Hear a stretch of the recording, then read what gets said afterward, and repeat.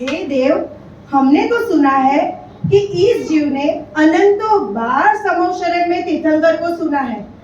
फिर यह कहना कि आत्मा ने एकत्व विभक्त आत्मा की बात ही नहीं सुनी इस जीव ने, यह कहना कहाँ तक न्याय सम्मत है? हाँ, अनेक વાર આપણે ભગવાનના સમક્ષમાં જઈ આવ્યા અને તમે એમ કહો છો ભગવાનની વાણી કોઈ સાંભળી નથી, તત્વની વાત સાંભળી નથી, આ કઈ રીતે બને? હાજી દેવજી। हे देवी,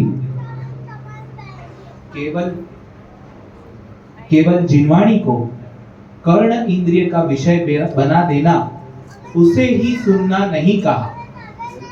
पहले तो जिनवाणी का श्रद्धान हो, भवभाषण पूर्वक जागरूकता आए और तत्वों का यथार्थ निर्णय हो, उसे सुनना कहा गया है। वाह, एक बार तो आपकी स्पीड मोदे बोले नंबर चालू हुई है।